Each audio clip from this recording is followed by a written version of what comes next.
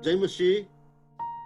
यशायाको पुस्तक, पुरानो करार यशायाको पुस्तक 41औं अध्यायको 8, 9 र 10 पद। यहाँ यसरी लेखिएको छ, तर तँ ए इस्राएल मेरो दास याकुब, जसलाई मैले छानेको छु, मेरो मित्र अब्राहमका वंश, तँलाई मैले पृथ्वीको अन्तदेखि समातेर ल्याए र पृथ्वीको पल्लो छेउदेखि तँलाई बोलाए। मैले भने तँ मेरो दास होस्, मैले तँलाई छानेको छु र तँलाई इन्कार गरेको छैन। यसैले नडरा, किनकि म तँसित छु। निरुत्साहित नहो, किनकि म तेरो परमेश्वर हुँ।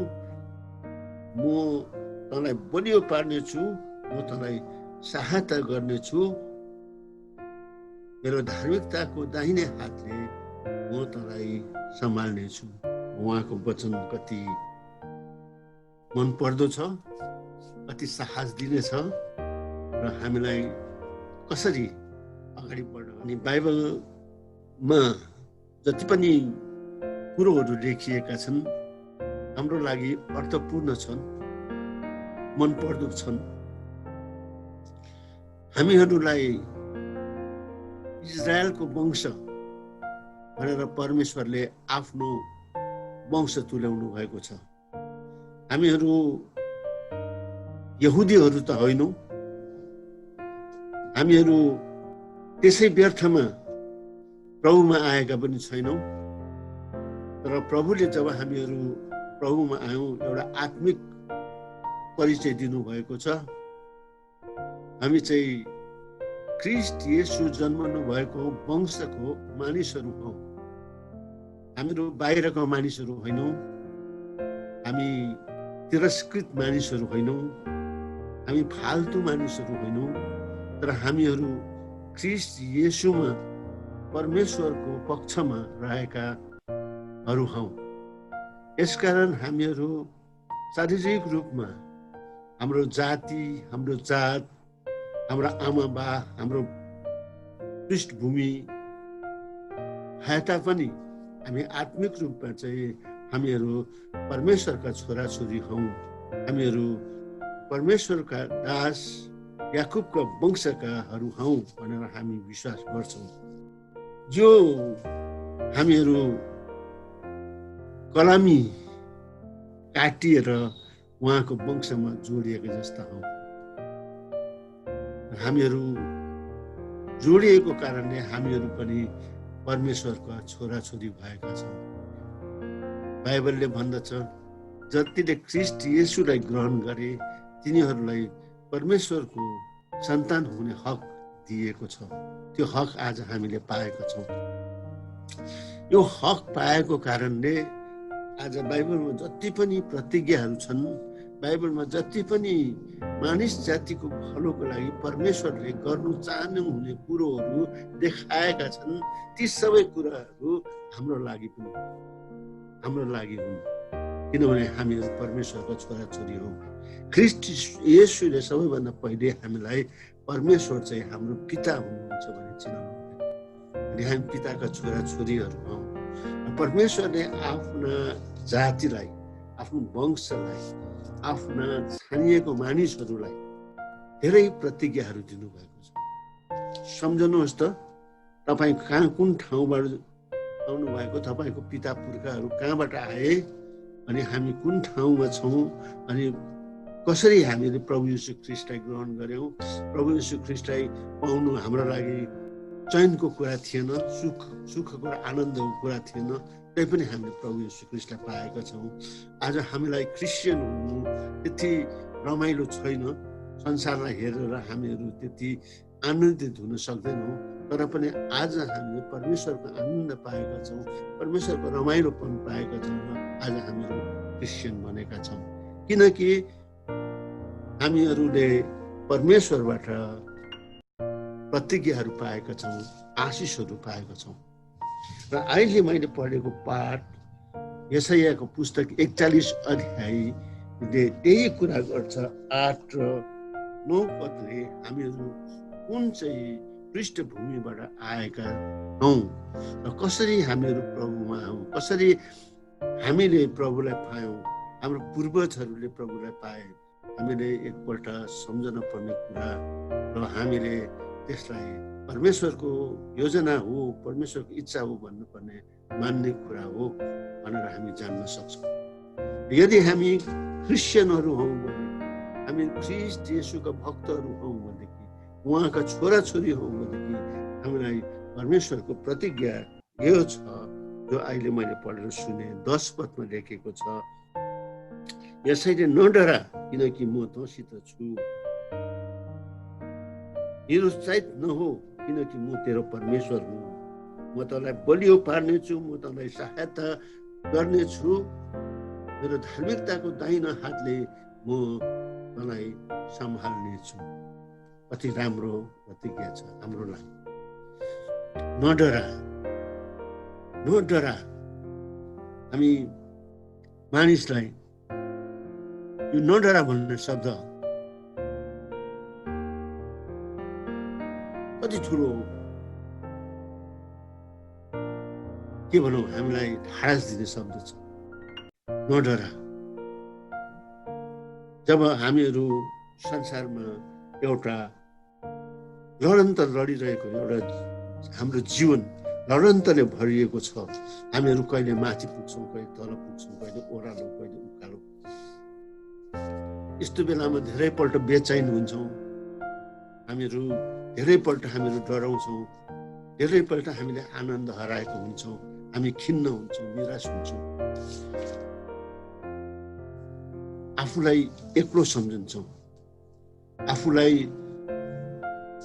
केही पनि नगर्न सक्ने विवश अवस्थामा भेटाउँछौँ।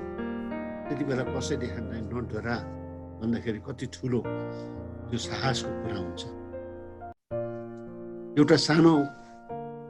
एउटा घरमा 12 एउटा सानो छोरी थिए रे, अनि एक रात साह्रै अन्धकार थियो रे, पानी परिरहेको थियो रे, अनि त्यो छोरी र बा कोठामा सुतिरहेका थिए रे।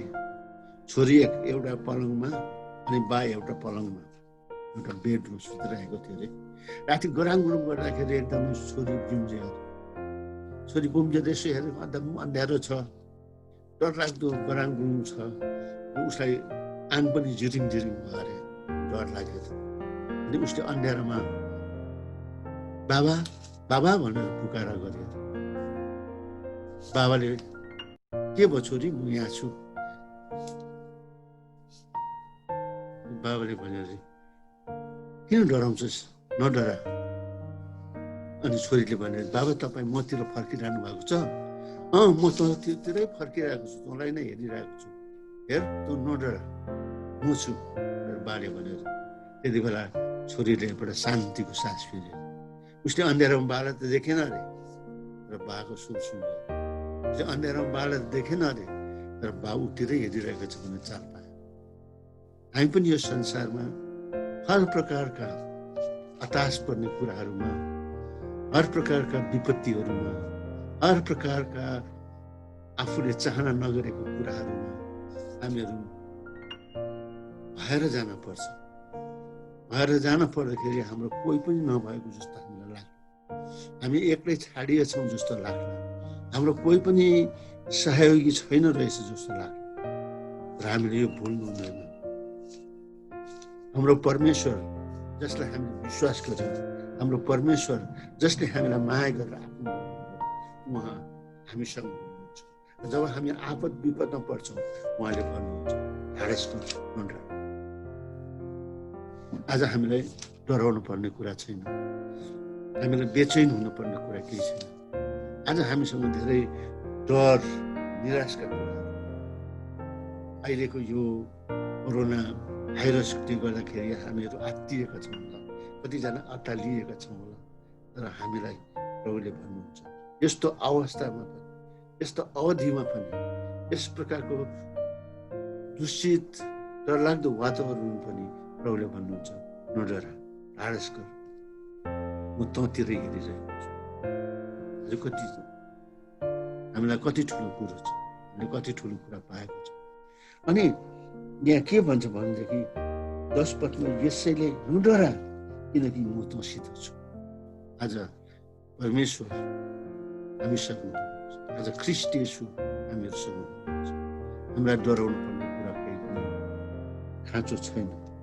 अनि दोस्रो लाइनमा के भन्छ भनेदेखि निरुत्साहित नहो किनकि म तेरो परमेश्वर हुँ। निरुत्साहित नहो, खिन्न नहुनु, विकलतामा नआउनु, किनभने म तेरो परमेश्वर, म तेरो परमेश्वर चाहिँ तेरो हुँ, अरूको होइन। अनि हाम्रो परमेश्वर जसले हामीलाई चिन्नुहुन्छ, जान्नुहुन्छ, बुझ्नुहुन्छ। अनि बाइबलमा यतिसम्म भन्छ परमेश्वरले हाम्रो नाउँ पनि जान्नुहुन्छ। परमेश्वरले हाम्रो शरीरमा भएको रौँलाई पनि गन्न सक्नुहुन्छ। परमेश्वरले हामीलाई यति धेरै वास्ता गर्नुहुन्छ। अनि परमेश्वरले हामीलाई यति धेरैसँग भरोसा दिन सक्नुहुन्छ।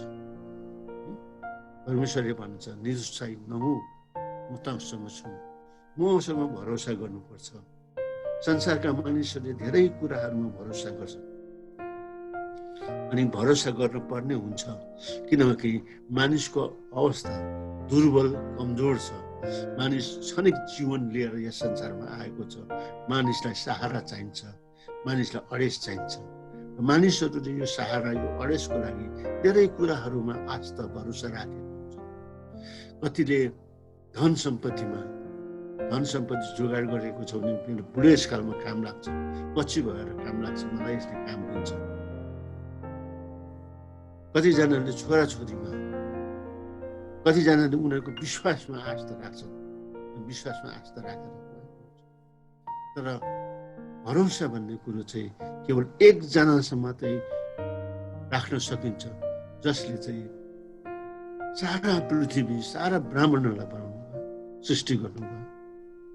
किनभनेदेखि उहाँले चाहिँ हामीलाई पनि सृष्टि गर्नुभएको, परमप्रभु परमेश्वरले हामीलाई सृष्टि गर्नुभएको। परमप्रभुले हाम्रा हिजोका कुरा मात्रै होइनन्, आजका कुरा मात्रै होइनन्, तर भरै र भोलिको कुरा पनि जान्नुहुन्छ। उहाँले हाम्रा भरै र भोलिका कुरा जान्नुहुन्छ भनेदेखि उहाँ जस्तो भरोसामन्द अरू को हुन सक्छ? पैसाले हाम्रो भरै र भोलि जान्दैन, हाम्रो छोराछोरीले हाम्रो भरै र भोलि जान्दैन। हामीले व्यर्थमा अनास्थासँग विश्वास गरेका आस्थाहरूले हामीलाई बाटो दिन सक्दैन। र हामीलाई बाटो दिने, भरोसा दिने केवल त्यो व्यक्ति मात्रै हुन सक्छ जसले चाहिँ सारा सृष्टिलाई बनाउनु भएको छ, यावत थोकलाई सृजना गर्नुभएको छ। हामी विश्वासीहरूलाई संसारले जुन नजरले हेरे तापनि,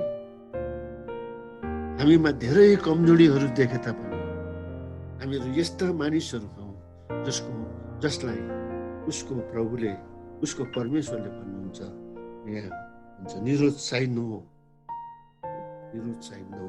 मलाई निरुत्साह हुनुपर्ने कुरा कुनै प्रकारको खाँचो छैन किनकि म तेरो परमेश्वर हुँ। सृष्टिकर्ता, सृजनाहार चाहिँ तेरो परमेश्वर। आज कति साहस दिने कुरो छ हामीलाई। हाम्रो परमेश्वर चाहिँ सृष्टिकर्ता हुनुहुन्छ, सृजनाहार हुनुहुन्छ। मेरो भराइ र भोलि जान्ने, मेरो अतीतलाई जान्ने, मेरो वर्तमानलाई जान्ने, मेरो विगतलाई जान्ने परमेश्वर हुनुहुन्छ। म मेरो अतीतलाई जान्दछु, मेरो वर्तमानलाई म जान्दछु होला, र म मेरो विगत, मेरो भविष्यलाई म जान्दिनँ। तर परमेश्वर, मेरो परमेश्वर जसलाई मैले विश्वास गरेको छु, जसले मलाई बुलाहाट दिनुभएको छ र जसको म हुँ, उहाँले मेरो हरै र भोलिका कुरा जान्नुहुन्छ अनि मलाई ठिक बाटोमा डोराउनुहुन्छ। हालेलुया। ठिक बाटोमा डोराउनुहुन्छ, मलाई ठिक मार्ग दिनुहुन्छ। आज हामीहरू अप्ठ्यारो परिस्थितिमा हौँ, आज हामीहरू बेचैन होला, आज हामी कति कुरोहरू अठिक भएको हामीलाई हामीले त्यस प्रकारको अनुभव गर्छौँ होला। तर हाम्रो भोलि जो प्रभुको हातमा छ, सुन्दर छ। हाम्रो भोलि सबै कुराले परिपूर्ण छ अनि भोलि हामी प्रभुसँग नै रहनेछौँ। कति मिठो लाग्छ। दोस्रो कुरा, उहाँ हामीहरूसँग हुनुहुन्छ। पहिलो कुरा, उहाँले हामीलाई ढाडस दिनुहुन्छ, नडरा भनेर जिन्दगी जिउनको लागि साहस दिनुहुन्छ।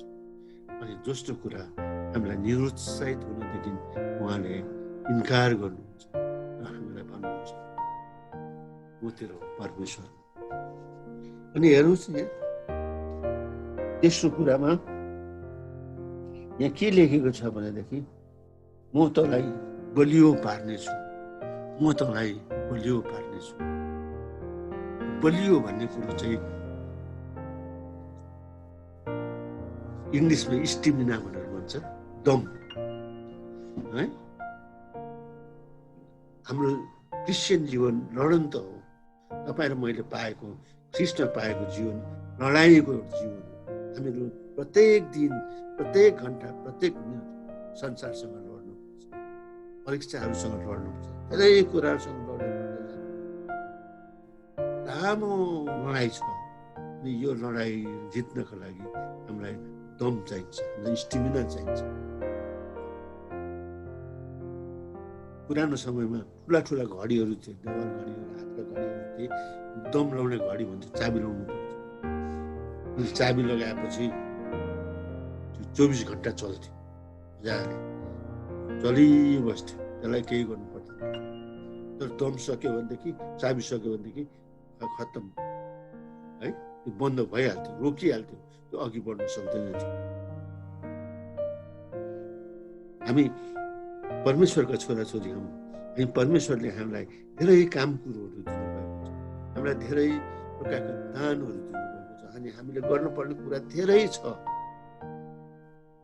यो धेरै गर्नु पर्दाखेरि हामीलाई बिस्तारैसँग दम राखेर गर्नुपर्छ। ठुला ठुला दौड्नेहरूले, लामो लामो दौड्नेहरूले बिस्तारै दौडेर, दम राखेर दौडेर अन्तमा पुग्छ, सिमानामा पुग्छ। बिस्तारै दम राखेर ऊ छिटो चढ्यो भनेदेखि ऊ आधा बाटोमा नै निसासिन्छ, आधा बाटोमा नै निस्किनुपर्छ। आज हामीले पनि त्यो लडन त लड्नु पर्छ र हामीहरू कसैको भर पाएनौँ भनेदेखि, हामीले दम राख्न सकेनौँ भनेदेखि अनि हामी बलियो हुन सकेनौँ भनेदेखि हामीहरू आधा बाटोमा लड्छौँ। प्रभु येशूले बिउ छर्नेको उखान भन्दाखेरि कति बिउहरू ढुङ्गामाथि परेका थिए, तिनीहरू छिटो उम्रे, बढे घाम लाग्यो, निसासिएर गयो, घाम लाग्यो, ओइलिएर गयो। कतिहरू झार जङ्गलमा परेका थिए, तिनीहरू पनि उम्रे, झार जङ्गलसँग हुर्के, निसासिएर गयो। उसले आफ्नो गोलमा पुग्न सकेन, आफ्नो लक्ष्य पुग्न सकेन, आधी बाटोमा गयो। हामीहरू पनि, हामीलाई परमेश्वरले काम दिनुभएको छ, हाम्रा परमेश्वरले एउटा योजना हामीहरूमाथि छ, उहाँको सुन्दर योजना छ, त्यो अनुसार हामीलाई बढाउँदै हुनुहुन्छ।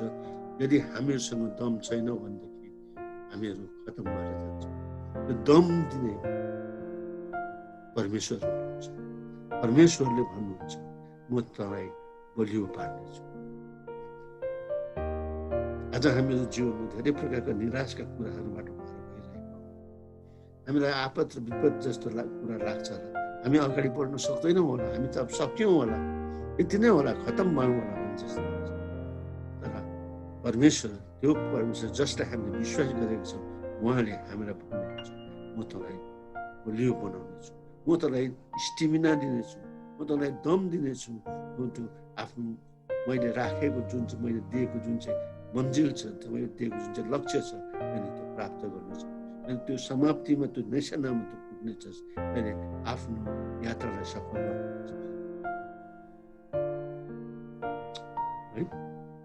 पहिलो कुरो ढाडस, दोस्रो कुरा हामीलाई निरुत्साहित नहुने कुरा है, म छु भन्ने आफ्नो उपस्थिति, आफ्नो भरोसा दिनुभएको छ। अनि तेस्रो कुरामा चाहिँ उहाँले हामीलाई दम दिनुभएको छ, हामीलाई बलियो पार्नुहुन्छ अनि हामीलाई बगिरहने, गरिरहने, अघि लागिरहने त्यो जुन प्रकारको हामीले आफ्नो बाटोलाई पहिलाएर अगाडि बढ्नुपर्छ, यो पहिला लाउन उहाँ आफैले हामीलाई सहायता दिइरहेको हुन्छ।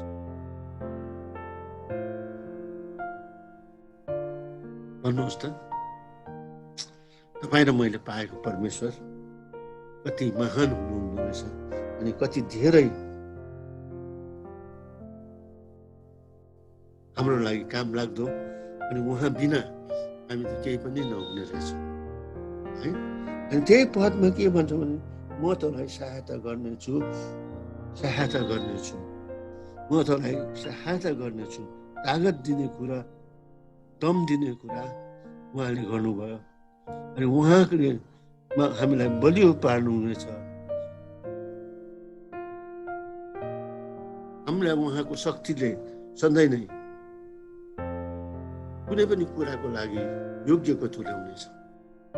हामी आफै हामीहरू कुनै पनि प्रकारले हामीहरू आफै नै परमेश्वरको कामको लागि योग्यको छैनौँ अनि योग्य हामी आफैले बनाउन सक्दैनौँ। हामी आफैलाई परमेश्वरको कामको लागि योग्य बनाउन सक्दैनौँ। परमेश्वरको कामको लागि परमेश्वर स्वयंले हामीलाई योग्य बनाउनुहुन्छ। परमेश्वरले आफ्नो पवित्र आत्माद्वारा हामीलाई बनाउनुहुन्छ, किनभने पवित्र आत्मा हाम्रो शक्ति। प्रभु येशू ख्रीष्टले जब बिदा हुने बेलामा उहाँ स्वर्ग जान राख्नु भएको थियो, आफ्नो चेलाहरूलाई के भन्नुहुन्छ भनेदेखि तिमीहरू यरुशलेम छोडेर कहीँ पनि नजानु, तिमीहरू यहीँ पवित्र आत्मा आउनुहुन्छ, पवित्र आत्माले तिमीहरूलाई बप्तिस्मा दिनुहुन्छ, तब तिमीहरू यहीँ बस्नु। अनि प्रभु येशू ख्रीष्टले भन्नुभयो जब पवित्र आत्मा तिमीहरूमाथि आउनुहुन्छ तिमीहरूले शक्ति पाउँछ। शक्ति पाएपछि तिमीहरू यरुशलेम, यहुदिया र सामरिया र संसारको अन्तसम्म मेरो गवाही हुनेछ। जब पवित्र आत्मा आउनुहुनेछ तिमीहरूले शक्ति पाउनेछौ भनेर प्रभु येशू ख्रीष्टले भन्नुभयो। अनि शक्ति पनि दिनुभयो। प्रभु येशू जानुभएको 10 दिनपछि चेलाहरूले पवित्र आत्मा पाएका थिए है। तिनीहरूले अचम्म काम गरेका थिए। तिनीहरूले सुसमाचार सुनाएका थिए, मानिसहरूलाई प्रभुको बारेमा बताएका थिए, अचम्म काम गरेका थिए र धेरै मानिसहरूले प्रभुलाई चिनेका थिए। त्यो शक्ति पनि आज मलाई प्रभुले दिन सक्नुहुन्छ। शक्तिको परमेश्वर हाम्रो परमेश्वर हुनुहुन्छ। आज हामीलाई कुनै पनि कुरोको लागि शक्तिको आवश्यकता छ। शक्ति बिना हामी केही पनि गर्न सक्दैनौँ। त्यो शक्ति बाहिर संसारले दिने शक्ति होइन। त्यो शक्ति हामीले कोसिस गरेर हामीले कमाएको शक्ति होइन।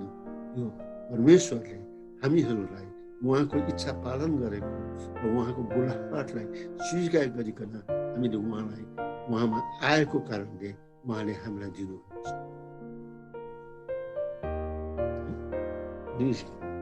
भन्नुहुन्छ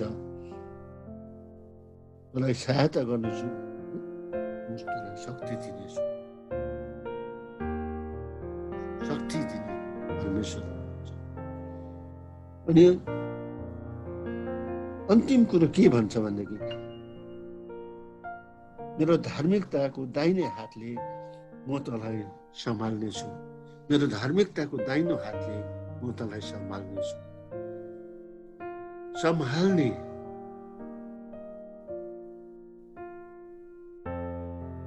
मानिसको निम्ति अति नै महत्त्वपूर्ण कुरो हो। सम्हाल्नु, सम्हालिनु। धेरै कुरामा मानिसहरू सम्हालिनु सक्दैन। मानिसमा धेरै प्रकारका इच्छाहरू हुन्छन्।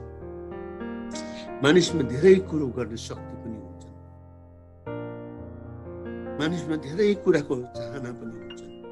यी सबै कुराहरूले एउटा मानिसलाई सम्हाल्न सम्हालिनु दिँदैन। यो यस्ता कुराहरूले मानिसलाई लथालिङ्ग पार्छ, स्थिरता दिन सक्दैन र कुनै कुरो अघि बढ्न सक्दैन र उसको जीवनै बेकार भएर जान्दछ। तपाईँ र मलाई जसले हामीले प्रभु येशू ख्रिस्टलाई विश्वास गरेको कारणले आज परमेश्वरलाई आफ्नो पिता भनिकन सम्बोधन गर्न पाएका छौँ। परमेश्वरलाई पिता भनिकन हामीले पाएका छौँ।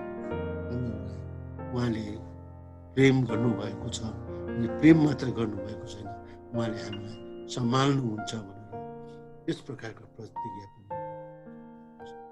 सम्हाल्नु, स्थिरता दिनु। हामीले यो यशायाको अघि पढेको 41को 13मा हामीले पढ्यौँ भने यसरी लेखेको छ, किनकि म परमप्रभु तेरो परमेश्वर हुँ, म तेरो दाहिने हात समात्छु, म तँलाई यसो भन्छु, नडरा, म तँलाई सहायता गर्नेछु। उहाँले हामीलाई कुनै पनि अवस्थाहरूमा हामीहरू लडेका छौँ र कुनै पनि अवस्थामा हामीहरू अल्झेका छौँ, हामीहरू अघि बढ्न सकिरहेका छैनौँ, हामीहरू अन्योलतामा परेका छौँ र हामीले धेरै कुराहरू हराइरहेका छौँ। परमेश्वरको वचनले परमेश्वरले के प्रतिज्ञा गर्नुभएको छ, म तेरो मेरो दाहिने हातले तँलाई समातेर सम्हाल्नेछु। सम्हालिनु, आज हामीहरू सम्हालिनु नसकेर हाम्रो जीवन बर्बाद भएको छ। ख्रिस्टलाई पाएको मानिसहरूको जीवन नपाएको मानिसहरूको जीवनको त कुरा नगरौँ, तर ख्रिस्टलाई पाएको मानिसहरूको जीवन पनि सम्हालिनु नसकेर